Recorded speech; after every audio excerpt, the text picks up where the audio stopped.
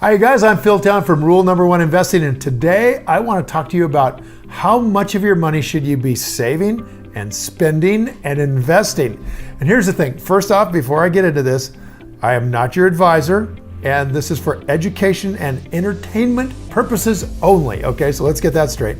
And you should always go check with a professional advisor before you do anything crazy, okay? So here's we go. Does the amount of money I save, spend, and invest depend on how much money I'm currently making? Okay, really important question, right? Obviously, it's somewhat dependent on how much money you're making to start with, but let's assume that you're just making a living, right? You're getting through and you're paying credit card debt or you're paying school debt. So how much money you save, spend, and invest depends a lot on how much you have to put out to other people for debt that you've incurred. So the first thing I want you to think about is the standard stuff every financial planner is going to tell you to do, and that is get rid of the debt. Now there's two kinds of debt. There's bad debt and there's good debt. Good debt is the stuff you get from maybe a house loan or something where you're paying 3%. That's pretty good debt. And if you can build a portfolio that's growing at 15% a year, then you probably want to hang on to that debt, okay, and not pay it off and just keep the money working. But bad debt is typically consumer debt. That's the stuff you've got on your credit cards. You miss one payment and you're at 20+% per year. And I got to tell you, if you're making 20% a year, you're killing it. So the first thing to do to make a bunch of money on your money is to stop giving someone else a bunch of money on theirs. So you want to just get rid of that consumer debt. So you guys, I was pretty lucky about the way I started off, because I had, when I started investing, I already lived about 13 years just in a sleeping bag, and everything I owned was sort of in a small bag about this big.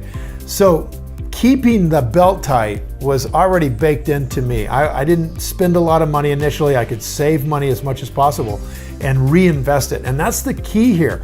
I'll tell you a real quick story about how much you should save, spend, and invest, all right?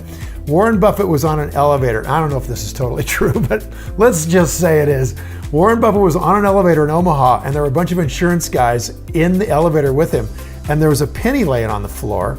And all the insurance guys were sitting there looking at the penny, wondering if Buffett, who's famous for just saving every penny, whether he was going to pick it up, right? And Buffett didn't pick it up. They get to his floor, he steps off the elevator, looks at the guys, bends over, picks up the penny, and as he walks away, he goes, "Beginning of the next billion."